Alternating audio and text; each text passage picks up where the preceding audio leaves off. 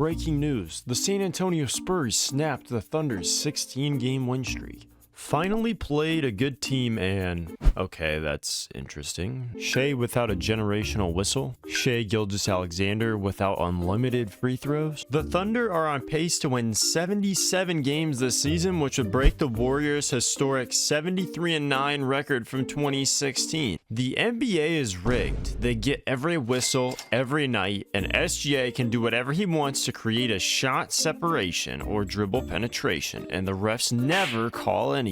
What an insightful take, Jeff. Thank you. OKC don't even have a good defense. They just be fouling. Okay. I don't care. Shai needs to have it. Okay. I think you get the point by now. One of the smallest market teams in the NBA would end up winning their first title since moving to Oklahoma City, following a period where they were beloved by fans for having Kevin Durant and Russell Westbrook. Surely this team would be America's darlings. Well, no, not at all, actually. Because somehow, in the world today, people have to hate everything. People hate Steph Curry, people hate LeBron, people hate Luka, people hate Shai, people hate Jokic, people hate everyone. The easiest way to be hated and have the biggest target on your back is by winning 68 games in the regular season, including not having a fully healthy season, going in, winning the championship, remaining hungry going into the next year because you want to go in and become the most dominant regular season team of all time. Of course people will hate you. They'll want you to fall flat on your face and fail. What we've seen from this OKC Thunder team this season, they're 24-2 as of the time of recording, which if you copy paste that 24-2 3 times, that puts them at 72-6. Now, winning is not linear, but as of right now, they're on pace to do exactly what they said to do, which if you ask me is pretty cool. When you have the reigning MVP playing at an all-time level, when you have the greatest defense of the modern era, possibly of all time, and when people hate you so much that it drives you and makes you even more hungry to make them wrong, it's all just a recipe for this potential dynasty to be created right in front of our very eyes. What's up, y'all? It's Mason, and this Thunder team is bonkers. It's really bonkers. Don't let anyone tell you that this team isn't crazy. One of the most dominant teams we've ever seen. Don't let anyone tell you, because if they're saying that, they're saying a whole lot of nothing. Make sure to subscribe if you have not already. Let's try to hit 1,400 subscribers soon. I'd appreciate it a lot. Okay, let's cut to the chase. So I know why you're all here. 73-9. 73-9 was the Warriors. The golden season that no one thought would ever be topped. That the record from the Bulls went on for 20 years. It was shattered by this Warriors team. Started off the season 24-0. You have two of the greatest shooters of all time on the same roster, including obviously Steph Curry being the greatest. On top of that, you have an all-time defender in Draymond Green as your rim protector, as your leader, as your voice. 73-9. OKC. Is it possible? The dumbed down answer is yes, it is. As of right now, as I said, they're on pace to be 72-6, but it's not that simple. If it was that simple, go ahead and put all your money on the Thunder winning more than 73 games and you're a millionaire. Please make sure to give me a portion of that check when the money hits your account because I suggested it. So far, our glorious OKC Thunder have had one of the easier strength of schedules throughout the NBA. Obviously, 24-2 is good, but that means they still have not had to play a few of their notable opponents yet. They will still have to match up against Denver 4 times this season. The Thunder actually have the hardest strength of schedule left in the NBA this season. They still have to play the Spurs all 4 times. They still have to play the Pistons twice, the Rockets twice, the Knicks twice, the Lakers 3 more times. This will definitely pose a challenge for this team. We've seen this with some of our dominant teams in the past, but the one factor that makes this team so much different, our beloved, perfect, flawless MVP, Shai Gilgeous Alexander. He's having He's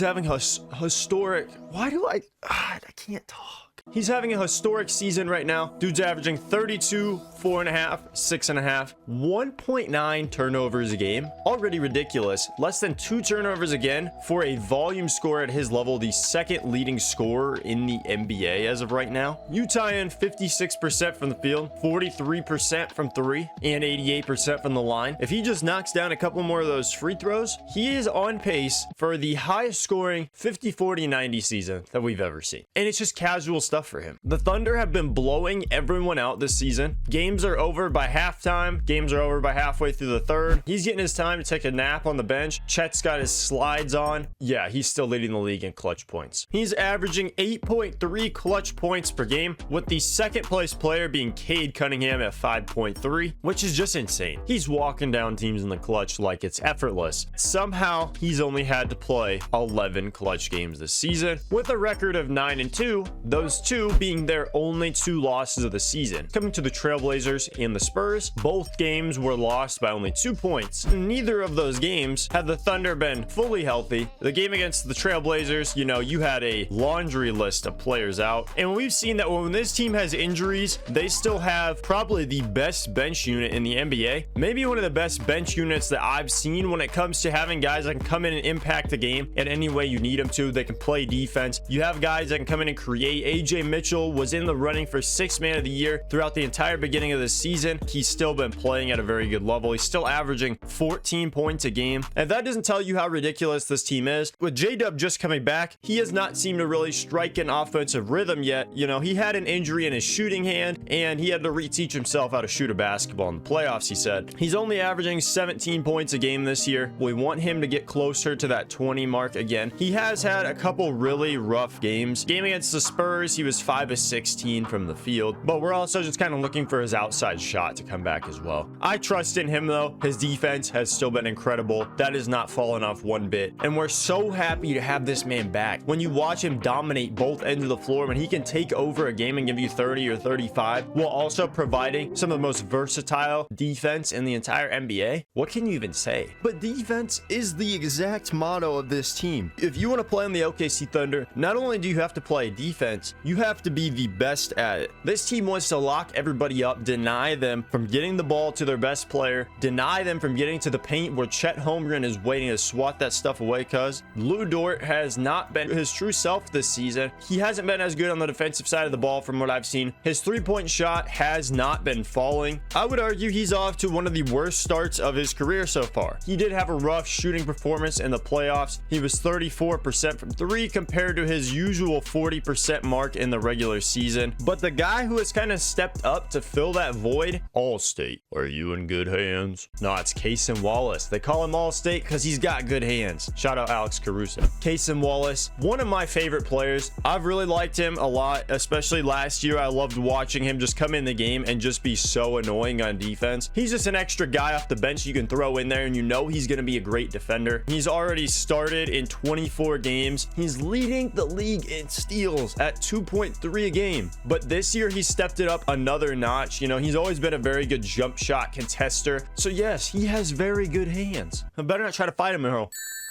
But look at this right here. Walter Clayton gets a screen from Taylor Hendricks, kicks it out to Keontae George corner. Cason Wallace smacks the ball out and throws it off his foot out on Keontae George. Are you in good hands? Now this is a chaotic play right here, but Nurk screen for Keontae George, throws a pass to Nurk, and it gets hit by J-Dub, hit back out by Svi. He's right there. Are you in good hands? Cason Wallace, again, another steal. Like, he is just everywhere. I swear that guy is actually 7'2" with an 8-foot wingspan. He looks like he just knows every time you're going to throw a pass, he just knows exactly where to be and exactly how to go get it from you. Quickly, I just wanted to give a big shout to Isaiah Hartenstein. He's still been one of the best screeners in basketball, averaging a double-double. You know, he's still such a great rebounder for this team. Him and Shai in the pick and roll has been arguably the best play in basketball this season, and you can feel that void in the defense whenever he's out. And we already mentioned Chet, the big oxtail, the biggest of all oxtails, is having the best offensive season of his career. His shot making off the dribble has been a lot better. I'd love to see him actually drive, attack that mid-range, get to that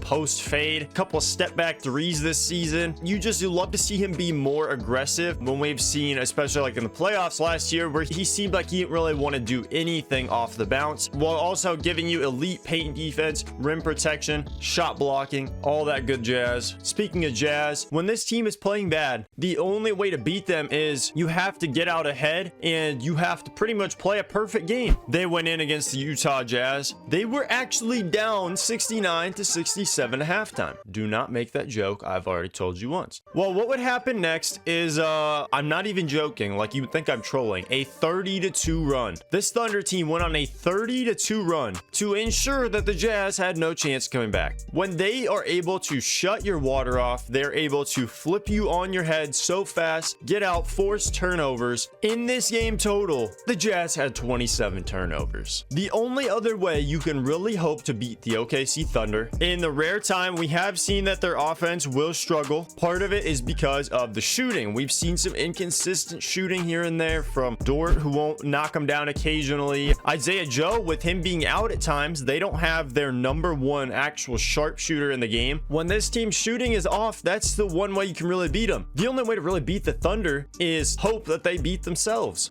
Pause.